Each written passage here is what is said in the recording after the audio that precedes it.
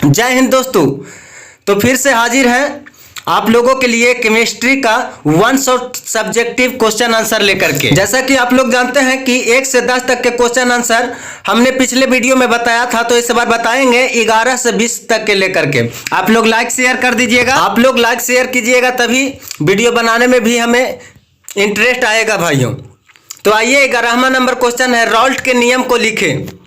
तो रॉल्ट के नियम है वाष्प दाब को अपेक्षित अवनमन विलेय के मोल प्रभाज के बराबर होता है। अब इसी को इंग्लिश में आते हैं, the relative pressure of the vapour pressure is equal to the mole fraction of the solid. Question का आंसर ठीक इसी प्रकार दीजिएगा दोस्तों, ज्यादा किताबी बातें नहीं लिखिएगा वरना उसमें नंबर आपका कट सकता है दोस्तों।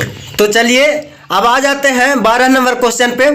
तो 12 नंबर क्वेश्चन है, हेनरी का नियम लिखें। तो हेनरी का नियम होगा किसी द्रव में किसी गैस की विलेयता गैस के दाब के सीधा समानुपाती होता है दोस्तों, ये लिख देना है। अब यहाँ पर आ जाइए, right Henry's law, the solubility of a gas in a liquid is directly proportional to pressure of the gas. अब आते हैं 13वां नंबर क्वेश्चन पे दोस्तों, किसी तरल में अवाष्पशील विलेय मिला दिया जाए तो उसके वाष्प दाब में कमी आती है, क्यों?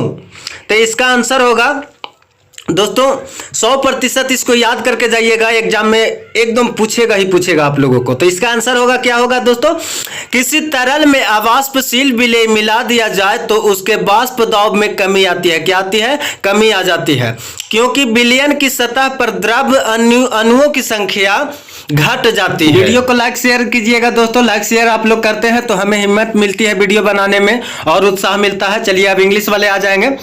क्वेश्चन है, vapour soluble is added to a liquid its vapour pressure decrease भाई। इसको आप लोग शॉर्ट ले लीजिएगा, देख लीजिएगा। आते हैं 14वां नंबर क्वेश्चन पे। तो 14वां नंबर क्वेश्चन है, अनुसंख्य गुणधर्म क्या है? अनुसंख्य गुणधर्म क्या है? इसका आंसर होगा दोस्तों, विलयन का अनुसंख्य गुणधर्म वह है जो विलयन में उपस्थित विलेय के कणों की संख्या पर निर्भर करता है, न कि विलेय के प्रकृति पर। तो अनुसंख्य गुणधर्म क्या है दोस्तों? जो विलयन में उपस्थित विलेय के कणों की संख्या पर निर्भर करता है, न कि विलेय की प्रकृति पर। बस इतना भी लिखिएगा, आपका काम चल जाएगा, लेकिन इसका आंसर पूरा लिखिएगा इसी तरह से। अब इंग्लिश वाले आ जाएंगे दोस्तों। तो इंग्लिश वाले अपने शॉर्ट ले लेंगे क्योंकि वीडियो ज़्यादा बड़ा हो जा रहा है दोनों को बताने में। तो अब आ जाते हैं 15 नंबर क्वेश्चन पे। समुद्री जल को लवणहीन किस विधि से किया जाता है? समुद्री जल को लवणहीन किस विधि से किया जाता है दोस्तों? तो इसका आंसर होगा, उल्टा परासरण द्वारा समुद्री जल को लवणहीन किया जाता है। कैसे किया जाता है? उल्टा परासरण द्वारा समुद्री जल को लवणहीन किया जाता है। और इंग्लिश वाले आ जाएंगे, इंग्लिश वाले अपना ले लेंगे। इंग्लिश में यही हो जाता है, क्योंकि दोस्तों आप लोगों को पता है कि समुद्री जल के कैसा होता है, यानी समुद्री जल क्या होता है? नमकीन होता है। तो उसी को लवणहीन किया जाता है, यानी इंग्लिश में इसको क्या बोलता है?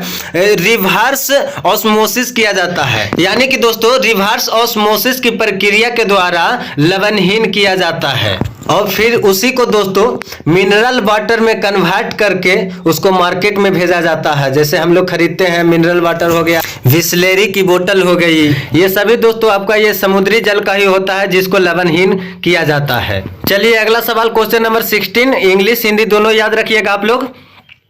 क्वेश्चन नंबर 16 है, क्वथनांक के उन्नयन से आप क्या समझते हैं? ये आपको क्वेश्चन में पूछेगा दोस्तों, जरूर पूछेगा एकदम। तो आप लोग इसको याद रखिएगा। इसका आंसर है, शुद्ध विलायक में विलेय मिला देने से विलयन के क्वथनांक में वृद्धि हो जाती है, इसे ही क्वथनांक का उन्नयन कहते हैं। अथवा अलग शब्द में भी इसको लिख सकते हैं, जैसे में विलयन के क्वथनांक और शुद्ध विलायक के क्वथनांक के अंतर को क्वथनांक का उन्नयन कहते हैं। यानी कि दोस्तों विलयन के क्वथनांक से शुद्ध विलायक के क्वथनांक को घटा दीजिए और इसी के अंतर को क्वथनांक का उन्नयन कहते हैं। इंग्लिश में आ जाएंगे दोस्तों, तो इंग्लिश वाले ले लेंगे अपना शॉर्ट। इसमें भी सेम चीज, सॉल्वेंट और सॉल्यूट को मिलाना है और इसके बीच में जो डिस्टेंस होगा वो आपका होगा बॉइलिंग पॉइंट ऑफ एलिवेशन। तो आ जाएंगे आप 17वें नंबर क्वेश्चन पे दोस्तों। तो आपका ये 17 नंबर का क्वेश्चन है, 17वां नंबर, उल्टा परासरण क्या है? उल्टा परासरण क्या है? इसका आंसर होगा दोस्तों वह प्रक्रिया जिसमें विलयन का विलायक अर्ध पारगम्य झिल्ली को पार करके विलायक में प्रवेश करने लगते हैं, तो इसे उल्टा परासरण कहते हैं। आप लोगों को बताते चले दोस्तों कि ये VVI क्वेश्चन है। ये आपका क्वेश्चन वो एग्जाम में जो होने वाला है, एग्जाम में आपको पूछेगा ही पूछेगा, तो इसको याद करके रखिएगा। इसी का इंग्लिश हो जाता है व्हाट इज रिवर्स ऑस्मोसिस। तो आप लोग इसको शॉर्ट ले लीजिएगा, the process in which the solvent of the solution crosses. इसको आप लोग देख लीजिएगा। अब आ जाते हैं अगले क्वेश्चन पे। 18वां नंबर क्वेश्चन। 18वां नंबर क्वेश्चन है आदर्श विलयन क्या है? यानी दोस्तों आदर्श विलयन क्या है, इसको याद आप लोग कर लीजिएगा। तो इसका आंसर होगा वैसा विलयन जो रॉवल के नियमों का पालन करता हो।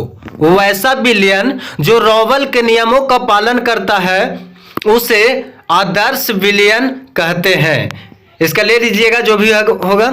ये 3 फरवरी को आपको ये शायद ही पूछ दे, और शायद क्या दोस्तों 90% आशा है, 90% आशा है कि ये आप लोगों को 3 फरवरी में पूछेगा क्वेश्चन। तो इसको लिख दीजिएगा वैसा विलयन जो रॉवल के नियमों का पालन करता हो उसे आदर्श विलयन कहते हैं। इसको लिख दीजिएगा। इसको V मिक्स बराबर O, H मिक्स बराबर O, इसको आप लिख लीजिएगा, देख लीजिएगा। इंग्लिश वाले अपने देख लेंगे दोस्तों। इंग्लिश में यहाँ पर है what is an ideal solution. क्या है? What is an ideal solution. दोस्तों आप लोगों से बार बार मैं रिक्वेस्ट कर रहा हूं कि अपने फ्रेंड को सेंड जरूर कीजिएगा, लाइक शेयर जरूर कीजिएगा, क्योंकि सभी लोग एग्जाम आ गए हैं, सभी लोग टेंशन में होंगे। तो टेंशन मुक्त रहिए, मैं वीडियो आप लोगों को देता रहूंगा हमेशा बना करके, तो एग्जाम के समय पर भी आपको देता रहूंगा। तो आ जाते हैं अब 19 नंबर क्वेश्चन का।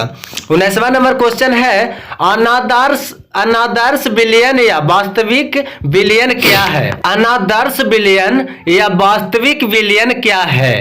तो इसका आंसर होगा दोस्तों वैसा विलयन जो रॉवल के नियमों का पालन नहीं करता हो उसे अनादर्श विलयन कहते हैं।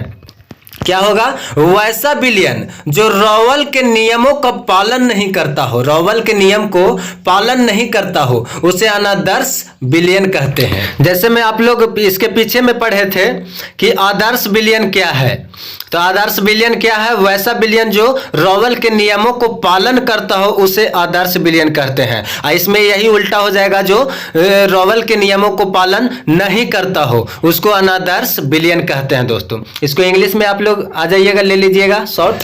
अब क्वेश्चन नंबर 20, क्वेश्चन नंबर 20वां है फैराडे के वैद्युत अपघटन के नियम को लिखें। ये 100% आपको एग्जाम में पूछेगा दोस्तों, 100% इसको याद करके रखिएगा। इसको एकदम आपको क्या कहता है, उसको रट्टा मार के जाइएगा, जितना रटना है इसको रट लीजिएगा। आप एग्जाम से एक दिन पहले रात में जितना बार भी इसको रट्टा मार लीजिएगा, जितना बार भी इसको 3 घंटा 4 घंटा जितना भी आप देख करके याद करना चाहें याद कर सकते हैं दोस्तों। ये आपको पूछेगा, ये फैराडे के वैद्युत अपघटन के नियम को आपको पूछेगा।